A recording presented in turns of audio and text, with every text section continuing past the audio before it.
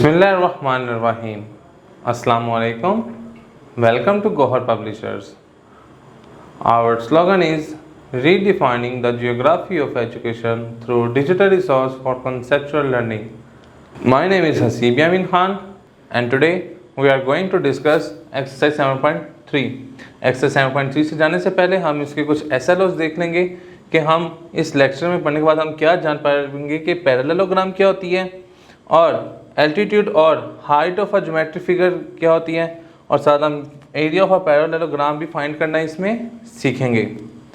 तो आइए इसकी शुरुआत करते हैं। सबसे पहले हम शुरू करते हैं पैरेललोग्राम से। पैरेललोग्राम क्या होती है? A plane figure with 4 sides, ऐसा फिगर जिसकी 4 साइडें हों, whose opposite sides are parallel, जिसकी ऑपोजिट साइड क्या हो, आपस में पैरेलल हों। पैरेलल का ये होता है कि वो दोनों इकट्ठे चल रहे हो लेकिन कभी भी उनके एंड पॉइंट्स मैच नहीं करेंगे, आपस में इंटरसेक्ट नहीं करेंगे।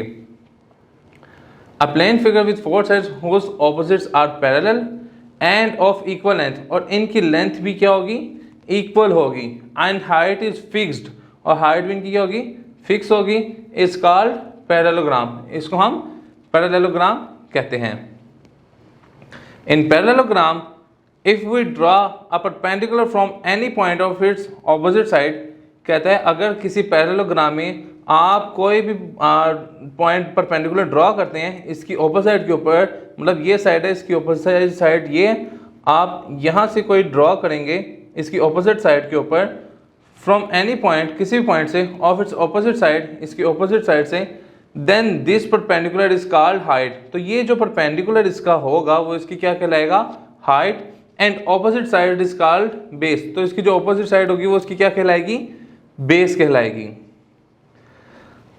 सबसे पहले हम देखते हैं एल्टीट्यूड और height of a geometric figure कि एल्टीट्यूड क्या होता है, हाइट एक ज्योमेट्रिक फिगर में किसको कहते हैं?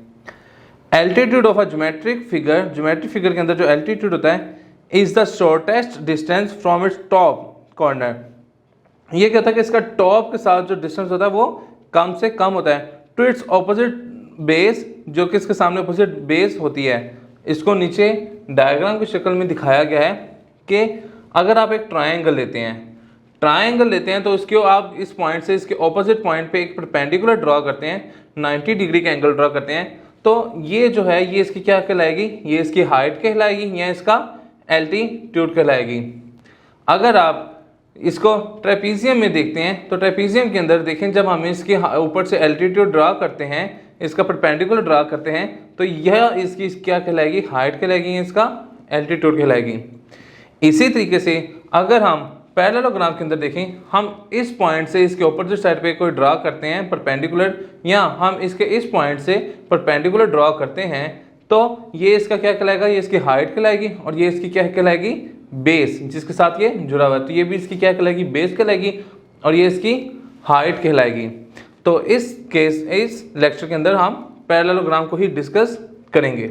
जिस तरीके से हमने लास्ट लेक्चर में देखा कि हम एरिया निकाल रहे थे स्क्वायर का, रेक्टेंगल का, तो हम इसमें देखेंगे कि हम जब एरिया ऑफ पैरेललोग्राम निकालना चाहते हैं तो हम किस तरीके से निकालेंगे। Consider a parallelogram A B C and D.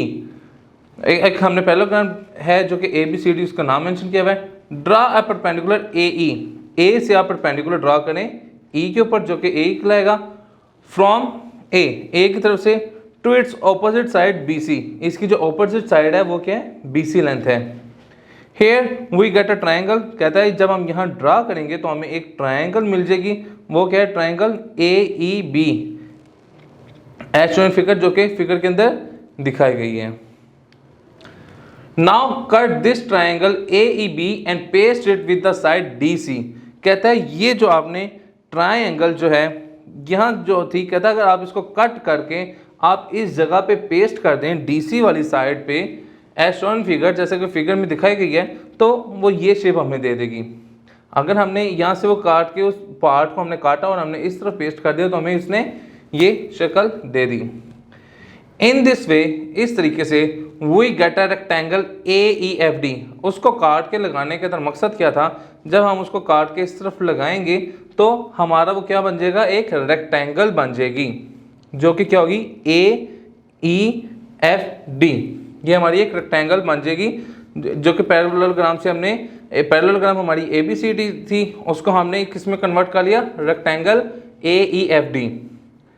The area of rectangle and the area of parallelogram are same, कहते हैं जो एरिया रेक्टेंगल का होगा वही एरिया पैरेललोग्राम का भी होता है। And same we can use the same formula to find the area of parallelogram. तो जो फॉर्मूला हम रेक्टेंगल निकालने के लिए इस्तेमाल करते हैं वही फॉर्मूला हम पैरेललोग्राम भी निकालने के लिए इस्तेमाल करेंगे। Parallelogram as we use for a rectangle, thus the area of rectangle क्या होगा, एरिया ऑफ पैरेललोग्राम के बराबर होगा। अगर हम किसी का स्क्वायर का एरिया निकालना चाहते हैं तो हमने क्या देखा था कि हम लेंथ को किससे मल्टीप्लाई कर देंगे, ब्रेथ से। सेम इसी प्रोसीजर पे जब हम एरिया ऑफ पैरेललोग्राम निकालना चाह रहे होंगे तो हम क्या करेंगे, हम हाइट को मल्टीप्लाई कर देंगे इसकी बेस के साथ, तो हमारा क्या निकलेगा, एरिया ऑफ पैरेललोग्राम निकलेगा।